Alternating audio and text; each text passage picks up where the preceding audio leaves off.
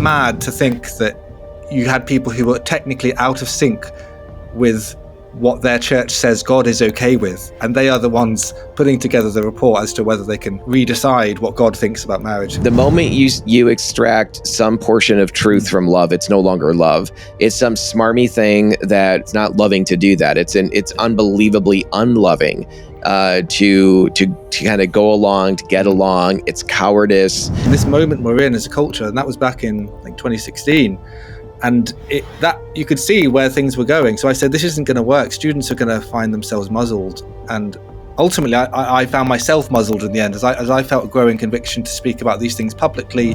And it actually isn't supporting and caring for people who actually need to understand repentance is a part of the journey. It's a part of the path. Surrender is a part of a genuine gospel message. We've been adopting a passive stance for too long, and we've been trying to avoid looking homophobic for so long.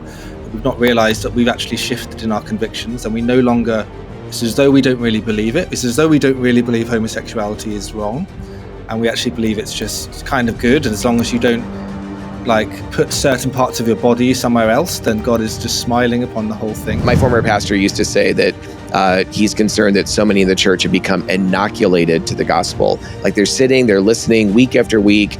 They've gone through all the motions or many of the motions, and yet their hearts are far from Jesus and they're far from surrendered. If therapy is so great and this should be helping people thrive, how is it that we have more anxiety, more depression, more suicide?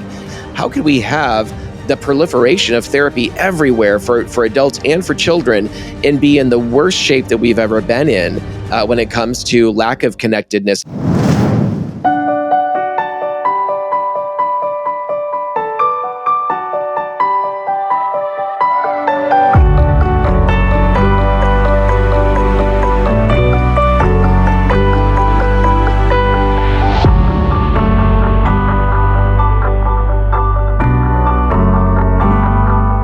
Well, hey, thanks for joining us for another episode of the Love and Truth Network Project. We're so glad that you're here.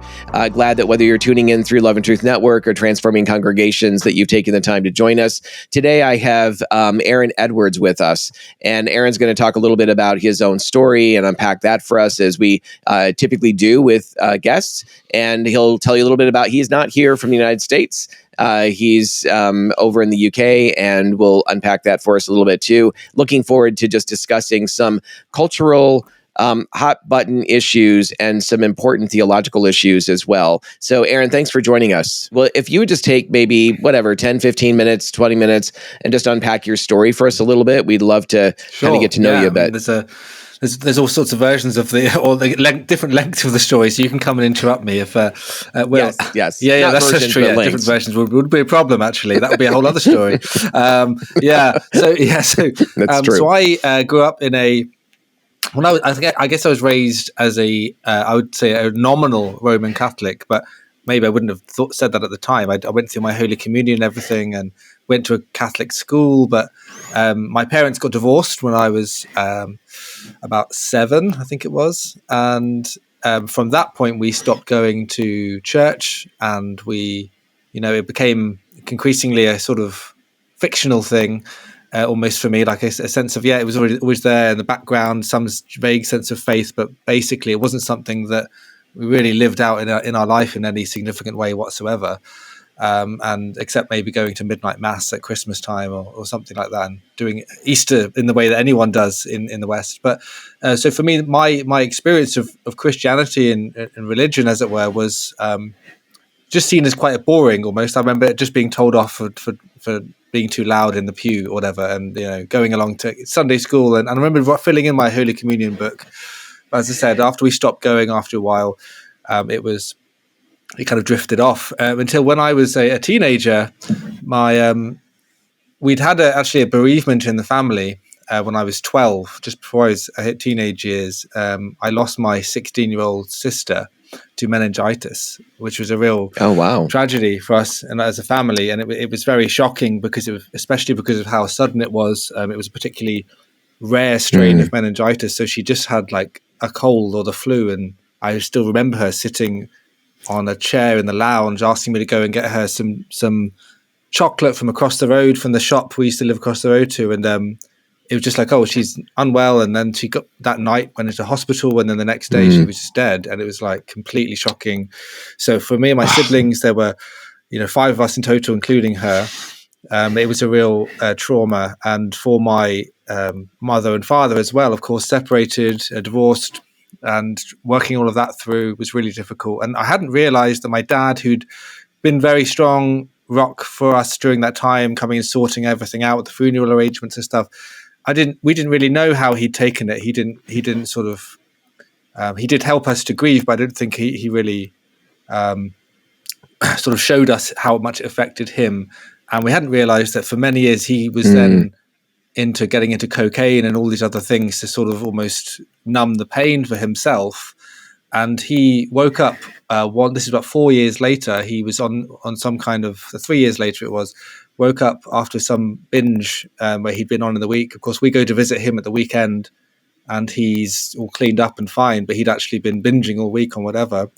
And he woke up one morning in his lounge and turned on the TV and had one of those weird things where the God channel was on. I don't know if you have that in the US. We have in the UK, the God TV. Yes. There's all sorts of like questionable stuff on some of these Christian networks. But on this particular one, it was someone talking about biblical prophecy. And it woke up this kind of seed that had been sown in him in the 1970s for some chaplain when he used to work in a hotel on Jersey, which is a Channel Island off the UK. And this guy had given him this book about the Bible's prophecies, and he'd pretended to be interested all week to get a tip out of this guy. And the guy just gave him this book at the end of the week. So he read this book. Right.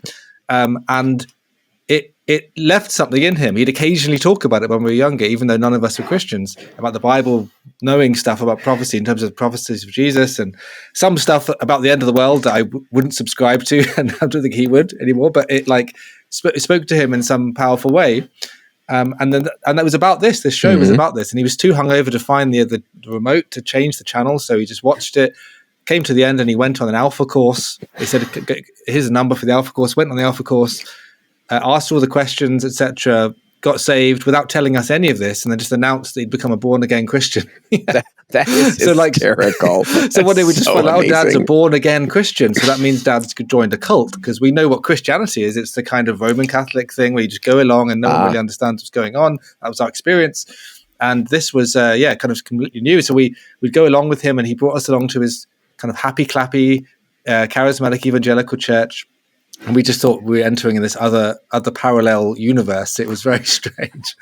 Myself, my siblings, and we were like, okay, this is where Dad's gone with. But we did notice that he'd also had an amazing change, transformation. I'd now recognize as the work of the Spirit in his life, freedom in loads of ways, amazing. And he was, though he was good at leading us, as it were, evangelizing to us, he wasn't too strong, as it were. He had his wily ways, but he wasn't sort of like, we didn't feel like he was oppressing us with it at all. And we did say to him, look, we have enjoyed coming along with you and humoring you, Dad, but it's a bit embarrassing. I'm 15 now.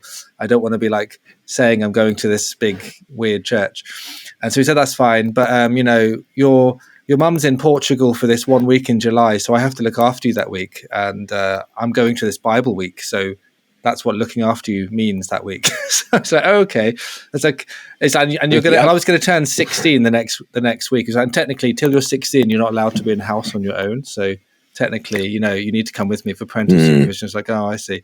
So he came along. He almost dragged us there, as it were.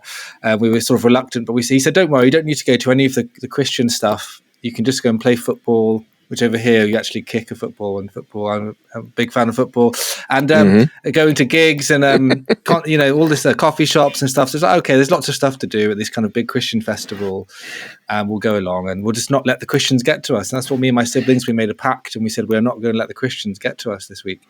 And then we got split up and got about the week and got to know all the people in the different youth groups and stuff. And then I ended up staying a second week of my own accord at this thing. They were doing another week, and my dad was going home with the other siblings, and I ended up staying, which is crazy. Missing my 16th birthday, which I had to explain to all of my friends, who said, why aren't you having like a drunken party like we've all had all year? And I was like, yeah, I'm at a Bible week. And I still hadn't made a commitment that week. I still resisted, and I didn't actually want God to change my life. I wanted to kind of have my foot in both camps, but I really liked these Christians. I was drawn to their love that I saw in their midst and the way they lived their lives. And I didn't quite know what to do about it, but I felt like I wanted to be there rather than somewhere else, and I couldn't really explain it. I couldn't even explain it to myself, but I just found myself signing the form to stay and work for free in this tent shop the following week. I didn't really know what I was doing, but it was then the following week I ended up finally giving my life to Christ when I came home, and my dad had been raving to everyone that I'd stayed of my own accord at this Bible week. And of course, he didn't mind the lack of parental supervision when I was staying there, before. He said, "Oh yeah, that's fine. You'll be fine with these guys." Like, okay. And then I didn't realize that my younger brother and sister who were with me, they'd already broken the pact, and they didn't tell me. They'd become Christians the first week and scarpered off home. Oh my goodness. And so there we were. And then, so our whole family testimony is kind of amazing, really, how that all happened. And then about a year or so later, my older brother, who was way off in Ibiza doing all sorts of drugs, he's an MC, a kind of rapper, the kind of rapper that you can't actually hear their lyrics, drum and bass rapping. Very good lyricist, but you just can't hear what the lyrics are. And he was out there, and then he ended up having an amazing experience of God, got healed. He was deaf in one ear because he'd been going to raves up close to a speaker since the age of 12, and he got healed amazingly, and then became a Christian, became a hip-hop evangelist. So his lyrics became more understandable and more cleaner, as it were, than they used to be. And so that was amazing. So in a way, God kind of saved our whole family in a period of a couple of years in a really bizarre way. So that was kind of amazing. That is amazing. It reminds me, actually, I'm just going to interject real quick. I have a friend years and years ago when she was also being drawn to the Lord and drawn to church, but scared to death to go in, afraid the roof was going to cave in when she walked in the door, that kind of thing. And she actually sat in the parking lot and smoked a joint to be able to work up the nerve to actually walk into the church and meet Jesus. So, it's, I guess however we get there, but God is merciful. Absolutely. There's no doubt about God that. is very, very gracious and very merciful. Yeah. So from that point, as I said, I always felt a calling. We all have in different ways to sort of mission and evangelism. Myself, my siblings, and my dad, really in different ways. I found myself drawn to theology as well eventually, and I did an undergraduate degree actually first in literature because I wanted to be involved in writing, which I still have a calling to, and then did some postgraduate stuff in literature, but then also I did an MA in theology as well, and then ended up doing a PhD, and really not quite knowing at each stage precisely how it was going to pan out. I didn't have a clear career path or plan from that point. I just felt I was praying and seeking God and for his in the next kind of steps and direction, and sensing his leading in it. And so doing the PhD, I wasn't even sure I wanted to be an academic. I saw lots of problems in the academic world, and it was only halfway through my PhD that I really felt God giving me a clear sense of calling to that world. So I kind of went in with my eyes open rather than sort of fawning over the academic world and all of its sort of credentialism, which I think is a huge issue, and an issue that I saw, but felt that God weirdly for some reason had put me in that world. And so I ended up writing papers for conferences and eventually writing books and getting a position. I worked in the University of Aberdeen for a year in a part-time temporary position, and then got a full-time position at an evangelical Methodist college called Cliff College in Derbyshire in the UK. Derbyshire is where Mr. Darcy is from, by the way, in case anyone doesn't know where Derbyshire is. It's, and so in Pride and Prejudice, Mr. Darcy's from Derbyshire. Yes. It's a lovely place, a beautiful area, a national park. It was wonderful. And to have this evangelical college, which had such an amazing, rich history in Wesleyan theology and evangelism. And I was running the Masters in Mission program, students from all sorts of different backgrounds, but we were able to sort of, and the college was probably leaning to the left a bit, but was still had evangelicalism on the front burners in the policies, in the documents, in the history. And so though there were some issues, and the broadening of what evangelical meant was already happening, it was always helpful to be able to say, well, this is what the college's identity is. Like, so it was great that I felt that everything that I'd felt I'd been schooled in my own church tradition, I could see there, even though I wasn't a Methodist, I could resonate with lots of the Great Awakening history. And people like Wesley and Whitefield were great heroes of ours in our churches. So Yeah, it was an encouraging time, even though there was a huge challenge ahead, and I could see it was, in order to sort of try to help the college maintain faithfulness to its roots, that would be was a challenge. So I was able to have some success in sort of influencing that, especially in the areas that I had control over and influence over, as it were. And hopefully it was a blessing there to students. But obviously I was more conservative than others on some of these key issues. And so what happened around, I would say, 2017, 18, as this first conversations are starting to happen about Methodism going in the direction of same-sex marriage. And our college's principal was one of the people appointed to the working party. There were 8 people that Methodism appointed to say, we're going to work out whether we can revisit the doctrine of marriage. And of this 8 people on this working party to produce a report for the Methodist conference, there's only one evangelical, that was the Cliff College principal. And the rest of them were... yeah. Again, these were appointed. And the rest of them were, yes. Over half of them were already in same-sex relationships or marriages, because by that time Britain had already, ridiculous, just before the US, I think maybe the year before, we'd gone for we say that the US sort of sneezes and the UK catches a cold, but when it comes to liberalism, maybe it goes the other way around. We go ahead, Europe does something bad and the US goes, oh, that's really cool, actually, let's do that as well. Exactly. It was mad to think that you had people who were technically out of sync with what their church says God is okay with, and they are the ones putting together the report as to whether they can redecide what God thinks about marriage. Kind of insane. So this kind of big report came out called God in Love Unites Us, which is always how these reports go. The Anglican Church one is called Living in Love and Faith. They never just say, we want to make gay marriage a thing. They say, let's come to God in Love Unites Us. Like, okay, that's great. It sounds so lovely, but really that's what the whole point of it was, rethinking the doctrine of marriage. And it was... And in the political space, the parallel to that in the political space is safety and protection. Absolutely. Everything is couched in the safety and protection language. So it's a ruse that it kind of wins people over.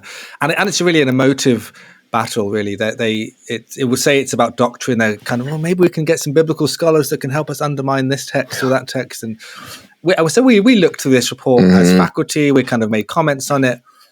And and the principal was really just there to really rubber stamp it. From the evangelical perspective. And I think it was probably a problem that he was even involved in that. He would say he's technically on the conservative side of marriage, but he wouldn't really come out to fight against the incursion of gay marriage. So it's almost like, what's the point of your conviction? Is it a conviction or is it not? And so really that was, all he was there to do was to make sure that they wouldn't force ministers to perform a same-sex marriage. And so already the negotiation was like, so passive. It was like, please, and the guys, the other 7 or the people on the other side were even like, well, we're not sure about that. Would we really be in unity if we weren't able to all do it? So it was almost like the negotiation tactic was like really strong from the progressive side, which meant the conservatives thought, oh, we got a victory because we've got a conscience clause and they won't force us to do a marriage. I mean, you just think that'd be insane if they were able to get that through. So that's how it ended up. They put in this, they voted on marriage, and they had the conscience clause and said, we're not going to force. So you're allowed to have 2 views. It's kind of called living with contradictory convictions was the phrase they came up with. And we can all live together in unity because God in love unites us, remember? Whatever you believe, it's fine. You can imagine just applying that to racism. God in love, you're a racist, but no, I'm not a racist. But God in love unites us. So let's just all get on. You carry on doing your stuff and I'll do mine. I mean, it's insane. It's just pick and choose whatever sins you think are okay in any given generation. And so we were involved as faculty, like, how are we going to respond to this as a college? And I was saying, look, if the Methodist Church goes in this direction and we don't make a clear statement as a college to say, okay, we're not going to be homophobic and attack people who have a different view. We get it's a college, so we can discuss different views, but this is the view of the college. This is the normative view. We have to make a clear statement that shows that our evangelical colours, surely. Otherwise, we're no longer an evangelical college. And that was always just swept under the rug. It was always kind of like, well, no, it'll be fine. I said, look, you're not going to be an evangelical will not feel free to share what they really think. And if they do, they'll get in trouble. Oh, no, they won't, because God in love unites us, remember? We agree with different... Can I say... You just watch what will happen. And I'm thinking when I'm saying that, like, imagine a student is going to feel challenged. Because I had this in my first term at Cliff. there was a conservative student who confronted a gay couple amongst the students. There was already a couple who were cavorting in public, and that was quite offensive to the conservative students. They were like, "You can't do this, right? Like, this is weird, right? I mean, I'm not that crazy saying in a Bible college that this shouldn't be happening. Two guys just kissing in the kind of lounge." And this student almost got expelled from the college for confronting them. And I had to come in and like defend him and support him. Luckily, I had a bit of political credit because I was new. So I was like, this is insane. If this is the guy that gets kicked out, and he wasn't being unfair or aggressive or unkind, he was just trying to reach out to brothers in Christ, as he would have said, and, you know, bringing some kind of godly love, truth in love. But he was the one who got in trouble, and it wasn't the other guys who were then quite aggressive to him. And so I just thought, this is insane. This moment we're in as a culture, and that was back in, I think, 2016. And that you could see where things were going. So I said, this isn't going to work. Students are going to find themselves muzzled. And ultimately, I found myself muzzled in the end, as I felt a growing conviction to speak about these things publicly, on social media and podcasts and things like that. I was getting involved in debates around the Church of England's blessing of same-sex marriages, which they were just debating at the beginning of, the end of 2022 and into 2023. And just getting involved in that, seeing the amount of gay vicars who are suddenly going, look, this is inevitable, get over it, it's coming. Stop even harboring some kind of traditionalist view. You just need to give it up and get over it. Like, some people are gay, get over it. And I just thought, that's not on. And we've been adopting a passive stance for too long, and we've been trying to avoid looking homophobic for so long that we've not realized that we've actually shifted in our convictions, and we no longer. It's as though we don't really believe it. It's as though we don't really believe homosexuality is wrong, and we actually believe it's just kind of good. And as long as you don't like put certain parts of your body somewhere else, then God is just smiling upon the whole thing. And so I then tweeted in February 2023, homosexuality is invading the church, and that evangelicals are no longer see the severity of this because they're busy apologizing for their apparently barbaric homophobia, whether or not it's true. And then I added, this is a gospel issue, by the way, because if sin is no longer sin, we no longer need a savior. And that was really my critique of the evangelicals who say, oh, we'll only come out to fight as long as if it's a gospel issue. But if it's just sexual ethics and stuff, maybe it doesn't matter. That's orthopraxy, not orthodoxy. So if they talk about the Trinity, we'll have a fight with them about that. But if they come and talk about this, does this really matter? Maybe stop being such a Pharisee and judgmental. And we've caused such harm to the LGBT community anyway. And it's like, look, if you actually have been like sinfully discriminatory against gay people, then absolutely you should repent. Like, I haven't seen any evangelicals in my own circles, at least, and I've been in lots of conservative evangelical circles. Mostly I've seen people falling over themselves trying to not appear homophobic at every juncture and trying to be welcoming and kind, and actually it's not. It's only meant that we've got weaker in our conviction, strangely. So I think it's good that we've been gentle and kind to people and tried to show them love. I just also think at the same time it's meant we've not challenged the actual sinfulness of the sin, and that's sort of what was behind my situation, really. But why I tweeted that, and basically that led to a massive Twitter mob in the usual manner, and then the college denouncing the tweet within a couple of hours without telling me, and then I got suspended and fired 2 weeks later, and it was pretty shocking how quickly it all came to a head. But there we are. That was the story, really. So, I mean, clearly the word tolerance was applied in your situation. Ironically, Yes. Yeah. I mean, I'm One being of the, sarcastic, tweets, obviously. Yes. Tolerance. One of the things they said was, in terms of like responding to my tweet, it was like, Cliff College is a place where we respect a diversity of views. And it was just like, this is insane how you're not aware of what you're saying right now. Right. Except Absolutely. yours. Yes. Yeah, I mean, it's one of the reasons that we named our ministry Love and Truth Network. And we often say, look, if you take the moment you extract some portion of truth from love, it's no longer love. It's some smarmy thing that, and I understand what it's like to desire that. I understand what it's like to desire for someone to tell me what I want to hear.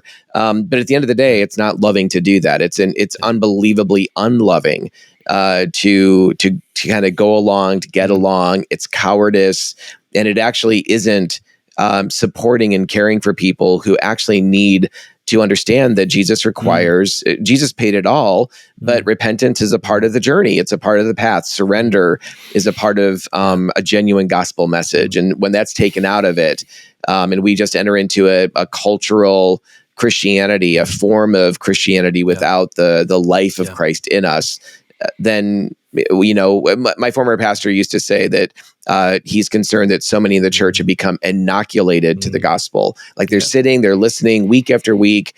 They've gone through all the motions or many of the motions, and yet their hearts are far from Jesus, and they're far from surrender. You think of the way that Paul regularly speaks about this, to the Corinthians, to the Thessalonians, and he's just talking about false teaching and saying, well, let's see about these people, the words that they use. Let's talk about power. Let's see not just the things that they say, but let's see the power. And again, when he speaks to the Thessalonians, he's like, we came to you, our gospel came to you not in word only, but in full conviction, the power of the Spirit.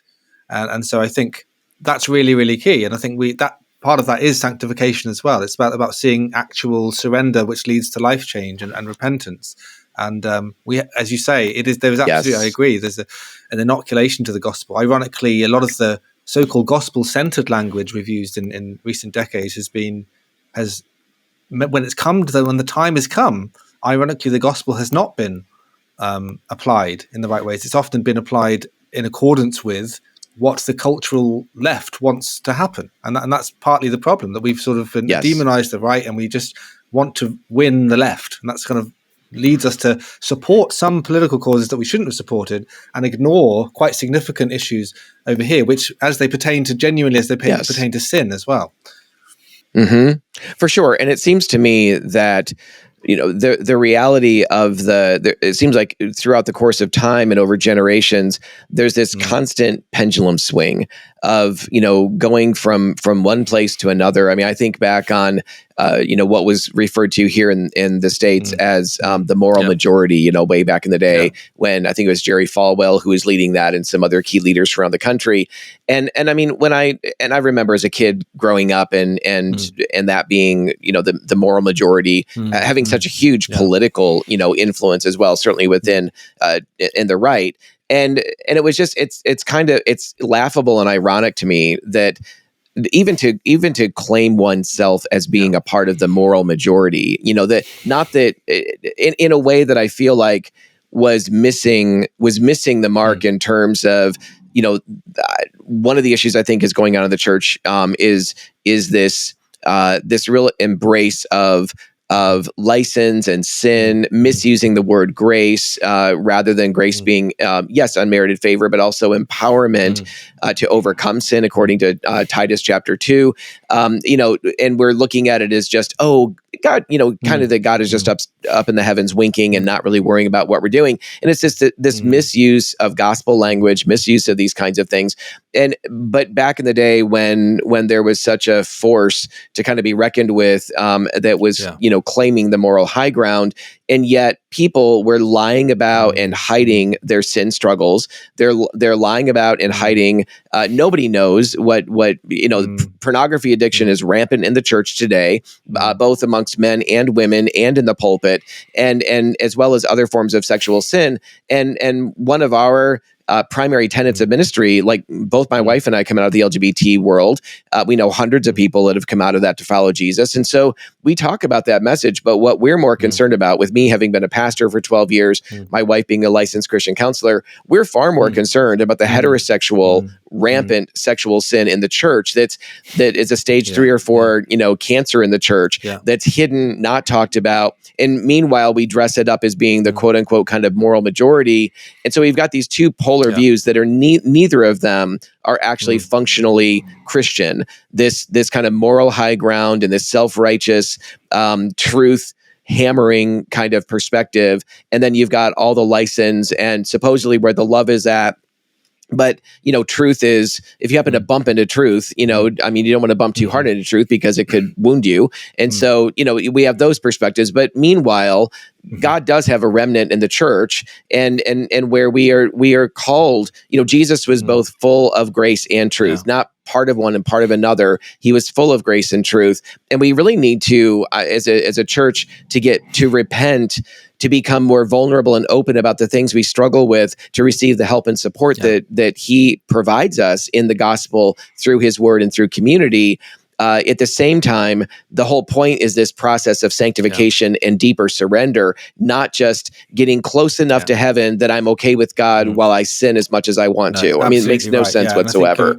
You're right that there's the part of the issue is of the pendulum swing is certainly, there was immorality hiding as the moral high ground. It's the hard thing with it is like it can end up us thinking, the perfect balance then is the middle, which I don't think is actually the case, because that's actually a place too. And I think the middle has actually been the left. That's true. As well. Like recently, like it's been more likely to lead, like people haven't really been middle because they haven't really. So you've had pastors who've been like ignoring speaking out against, let's say, certainly transgenderism, which I think is easier to speak out against. I mean, of course, there are complex issues there, but homosexuality, they've barely touched in loads of ways, or if they have, it's been very, very hedged. And they would never touch feminism, for example, and then implications like abortion. So because though you've got the moral majority who've obviously been on the pro-life side for a long time in public, you've often had that disconnect in evangelical churches where it's like, let's not get into political issues and except, when there's a big political issue on the left, then we can kind of apologize for being white or whatever. And that kind of thing comes in. You're like, hang on, I thought we were not doing the politics thing. I thought we were gospel only. And it turns out, no, we're not actually gospel only. Now we're going to make this a gospel issue. So, okay, well, if that's a gospel issue, are these things not gospel issues? Well, yeah, they are actually. And they are interrelated. I think sexuality is so, it's certainly bound up in the fiber of who we are as human beings.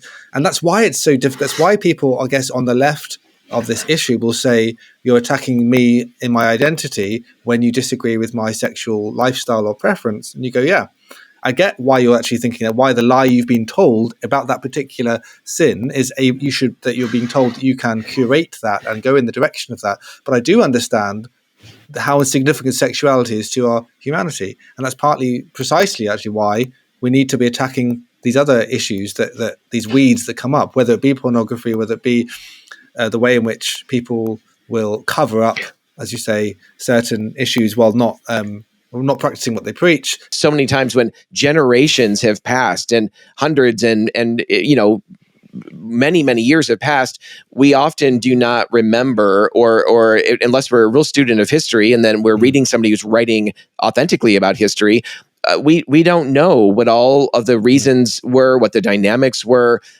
in ways that now we kind of look at it and just kind of do a broad brushstroke and just think, oh, that was horrible or that was wrong, and we don't have the full information. I think, absolutely. In some ways, that's kind of what you're saying. It's easier for us to not understand history when we've been given a narrative that helps explain why things are okay now. Why don't you look back and actually study the Victorian England? Yes, there were loads of problems, but there were also loads of like really good things that we could learn from, and that we caricature them. And does anyone really learn, or do they just hear the headlines? And the headlines are quite convenient. And I'm not saying someone has to become an expert on history. I just think that when you see problems manifest, Jesus says, tell a tree by its fruit. When you're seeing lots and lots of bad fruit, you can't just keep going, oh, but the roots are fine. I mean, we mustn't have a look at the roots. We really mustn't, because we know that what the roots say. Right. Who told you that?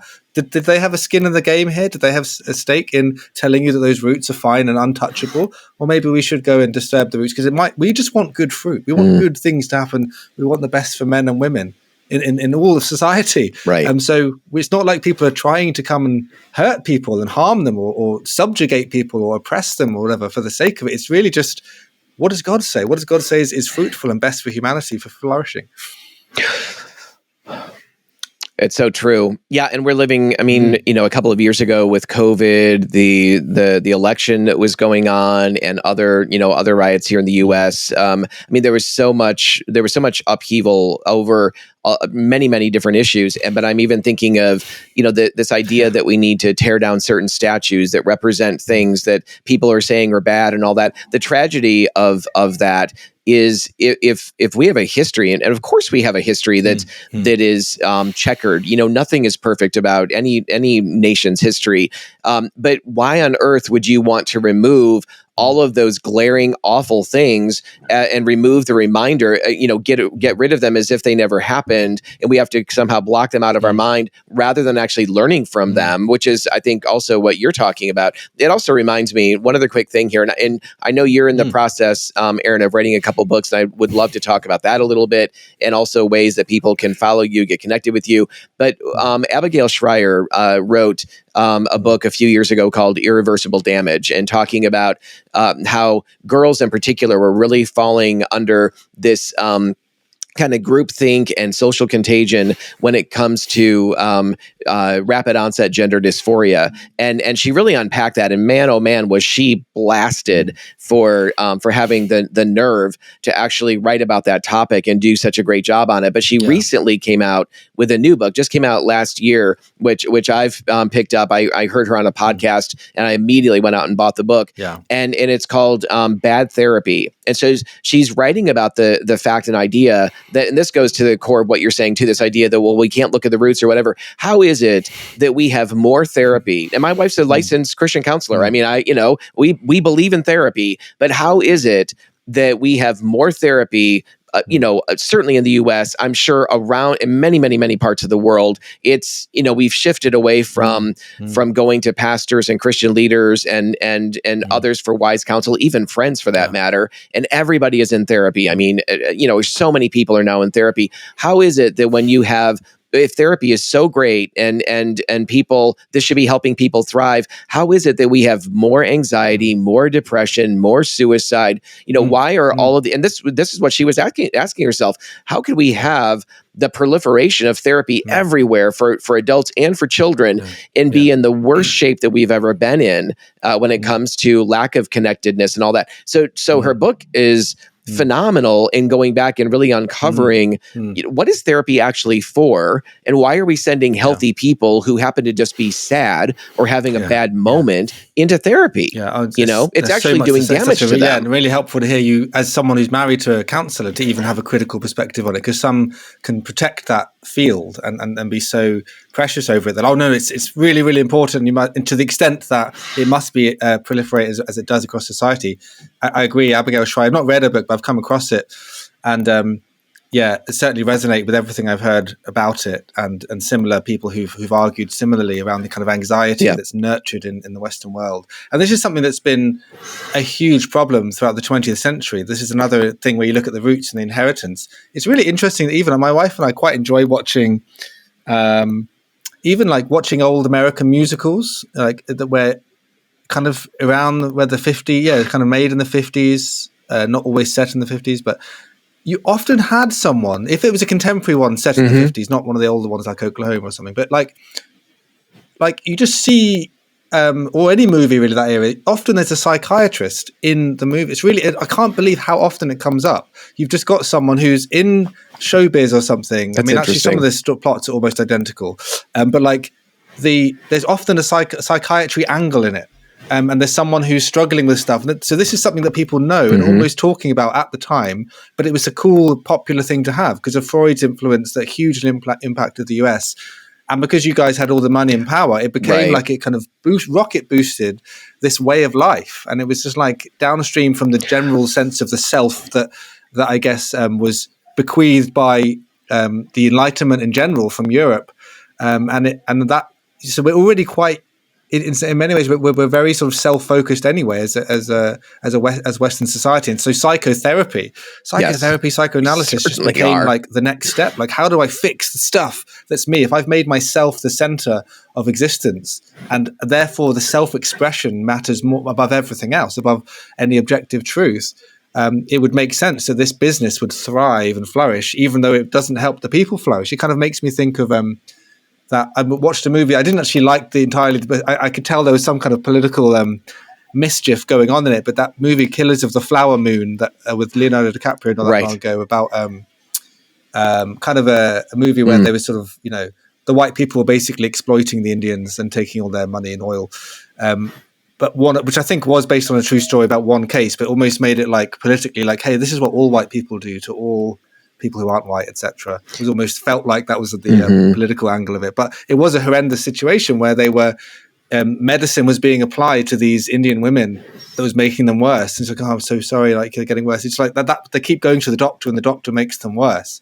And I think there's someone that I've worked on as an academic called Soren Kierkegaard, who actually does focus on the self, ironically, and maintains a good kind of Christian individualism. There's a Christian individuality that matters. Like persons matter to God, and there's a problem with crowd think. So in relation to like going along with the herd, individualism, there's a Christian way of speaking about that, but that's different to the self-focus, where the ego is the center of the universe, which you have in many respects in Western culture. So yeah, I think that's partly the problems that we're sort of dealing with here. 1 second. Speaking of, I just need to go and rescue my 3-year-old son is crying outside, so I'd be remiss. He'll probably need therapy one day if I don't help him. So 1 second. Yeah. Yes. Wonderful. Yes, this is Elijah. He's super cutie there. He's going to, never work with children, they say, or animals, but I don't know what's going to happen at this point. We're going to do some psychotherapy today, boy. Yeah, no, he's just been, my wife's been out with the rest of the children, so he was down for a nap. So he's clearly emerged. He's clearly emerged. That's all right. So anyway, so what was I saying? Yes, so I was saying basically, they're books. Sorry, good. Your books, though. So what books am I doing? So I've got one book that I've got coming out called Homosexuality is Invading the Church. And how did that happen? How did it happen that we've allowed the state of play to get to where it's gotten to? How did we lose that negotiating over time with the world and trying to go, actually, I agree, and just giving away more of the farm every single time? In fact, the analogy I'd often probably use is the appeasement policy that Britain applied to Nazi Germany in the 1930s. So you think of Neville Chamberlain, the prime minister, and he's thinks that he's achieved peace in our time. He's kept the peace in Europe, desperate to avoid another war, which is understandable, but at what price, at what cost? And we're going to give away a bit of Czechoslovakia.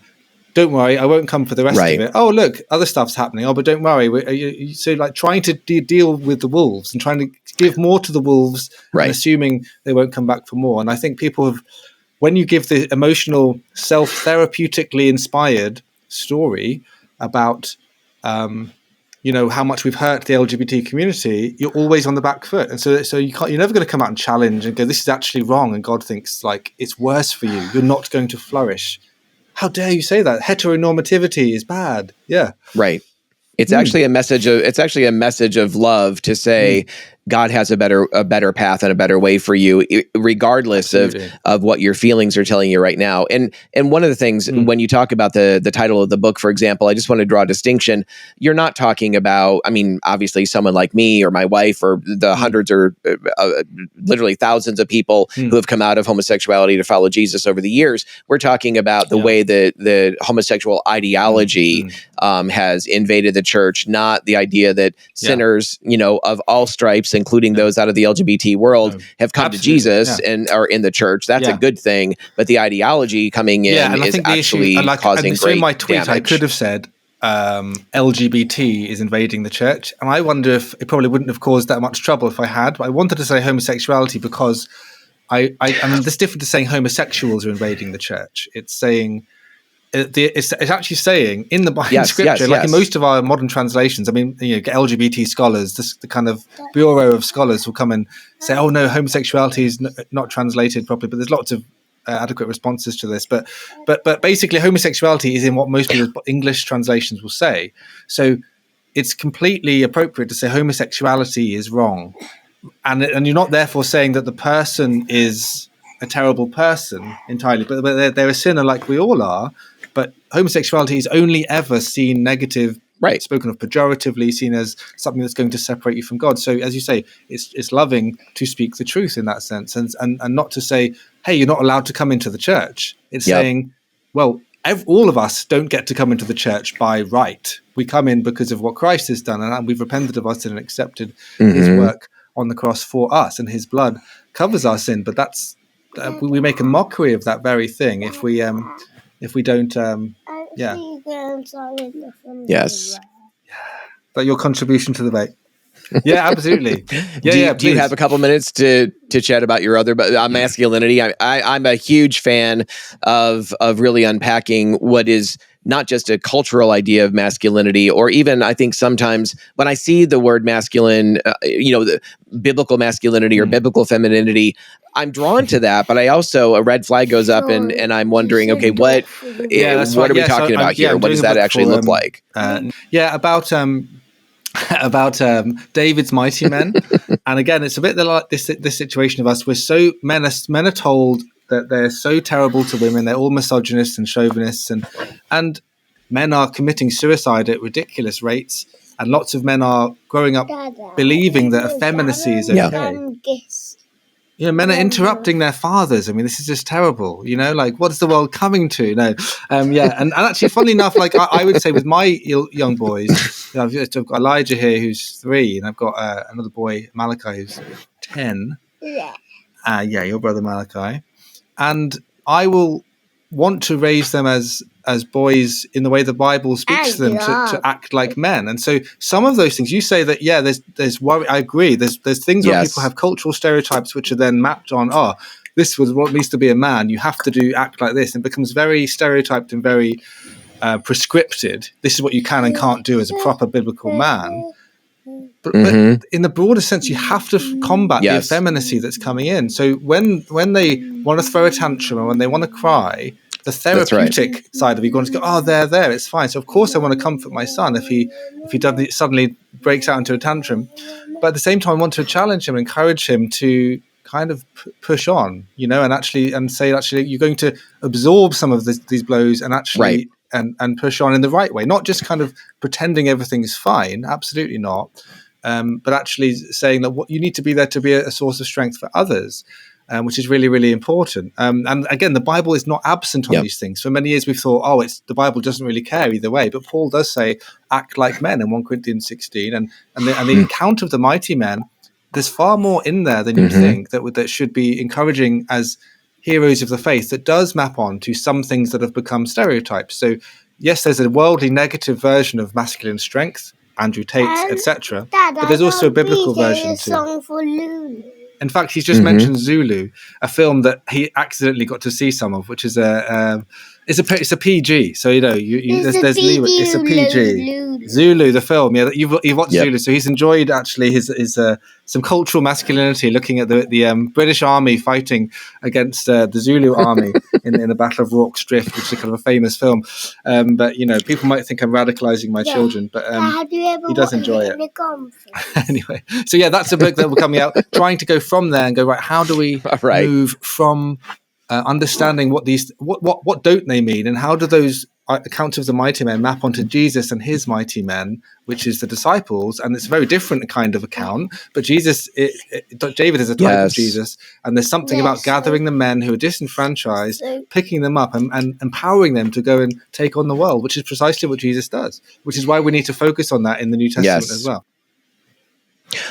Yeah. Well, and I'm hopeful that that's actually something we're going to be seeing. I mean, in the face of everything that's of any strength and character, as well as the junk being toxic masculinity. I mean, it's easy to see junk and say, oh, it's all bad. But, one of the things that one of my mentors has said in some of his material is that men need to be salient. They need to be both strong and tender.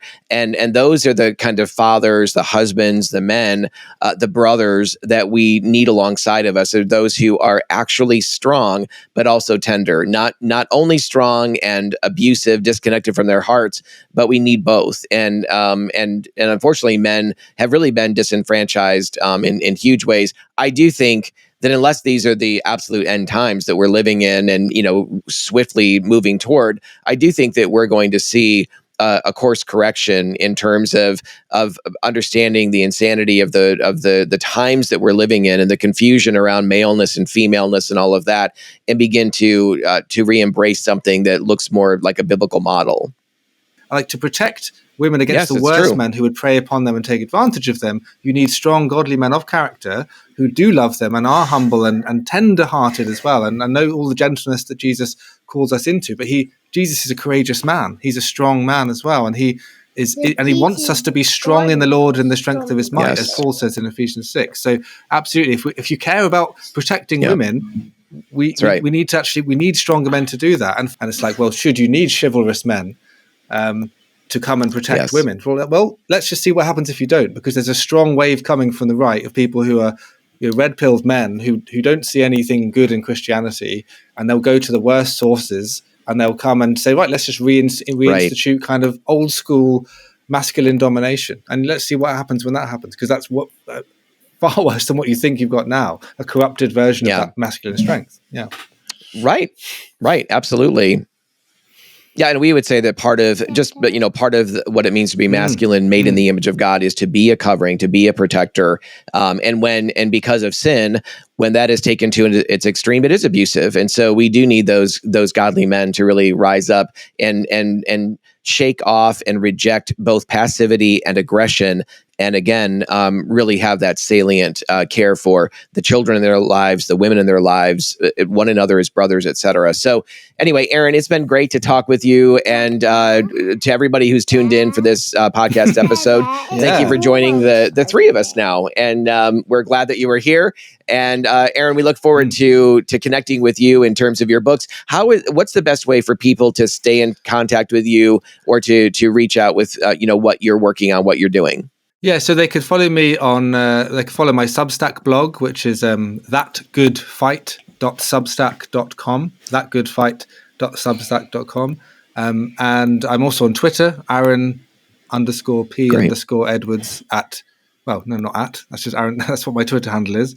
And and of course, feel free to reach out. And if you want to send a message via any of those platforms, I'm more than happy to connect and chat further. I'm in a kind of a time of sort of a transitional time where I've got flexibility to be able to sort of connect with people, and I'm speaking and writing, and saying I'm working towards new forms of theological education that are going to be more robust longer term, that can allow us to be what I would call shamelessly biblical, where we sort of take on, we take the hits that are going to come, and rather than hedging our bets, we just say, look, we believe what the Bible says, and we need to apply that to life. And that's going to look awkward for some people, but we want to be the ones who are putting our stake in the ground and saying that's what we believe. So tell us what you want, and we don't mind. Yeah. I'm 38, I believe. Yes, that's right. Yeah. You're still a young man. It's so encouraging to hear someone such as yourself at your age addressing these issues in such a clear-eyed way, and really leading a path here.